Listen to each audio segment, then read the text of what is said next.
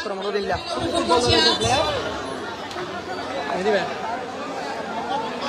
আমরা দেখেছি এই সময়ের ভিডিও এই আক্রমণ দিয়ে তারপরে ট্যাকেল করে এই কক্সবাজারের অনুকূল বল আক্রমণে যাওয়ার চেষ্টা দেখা যাক আবারও চট্টগ্রাম বাড়িয়ে মেরেছে চট্টগ্রাম কিন্তু না ক্লিয়ার করে দিলেন বাবু কক্সবাজার জেলা দলের আবার আক্রমণে যাওয়ার চেষ্টা 15 নম্বর যাচ্ছে দাঁড়িয়ে খেলোয়াড় দিয়েছেন কাইসার কাইসার থেকে 13 নম্বর যাচ্ছে দাঁড়িয়ে খেলোয়াড় বাড়িয়ে মেরেছিল এবং বিপদ সীমানায় বল কিন্তু না দলীয় গোলরক্ষক সাদ্দাম দর্শক খেলার অতিরিক্ত সময় চলছে খেলার ফলাফল চট্টগ্রাম 1 এবং কক্সবাজার 1 দর্শক খেলা কি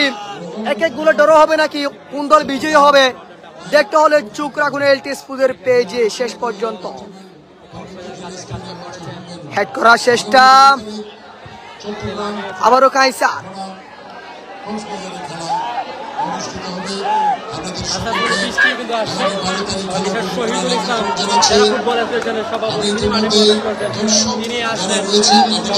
দর্শক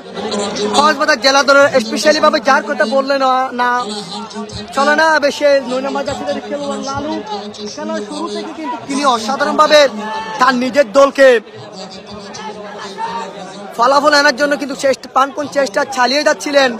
এবং অবশেষে কিন্তু তার গোলের মাধ্যমে তিনি তার দলকে সমতায় ফিরালেন এবং আক্রমণে যাওয়ার চেষ্টা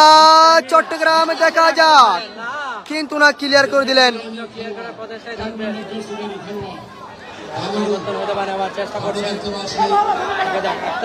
জি ভাইয়া ড্র হলে খেলা পেনাল্টি হবে কিনা না ভাই পেনাল্টি হবে না যেহেতু আরেকটা এওয়ে ম্যাচ রয়েছে এটি একটা হচ্ছে হোম ম্যাচ যেহেতু আপনারা জানেন যে ডিসি গোল্ড কাপে ফাইনালে কিন্তু একটি অনাকাঙ্ক্ষিত ঘটনা ঘটেছিল সেই আজকের খেলাটি কিন্তু বীরশ্রেষ্ঠ রুহুল আমিন স্টেডিয়ামে হওয়ার কথা ছিল সেহেতু আজকের হোম ম্যাচটি হয়েছে বান্দরবন স্টেডিয়ামে সুতরাং আরেকটি এওয়ে ম্যাচ হবে এর মাধ্যমে ফলাফল নির্ধারিত হবে আক্রমণে যাওয়ার চেষ্টা চট্টগ্রাম শেষ মুহূর্তে খেলোয়াড়ের পরিবর্তন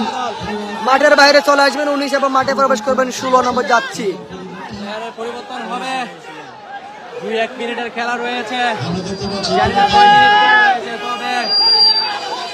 পরিবর্তন আমরা কি দেখবো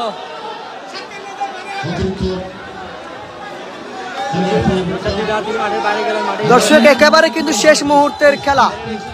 না দর্শক ড্র হলে পেনাল্টি হবে না আর একটু এওএমএস রয়েছে চট্টগ্রামে দেখা যাক একদম শেষ মুহূর্তের সুযোগ চট্টগ্রাম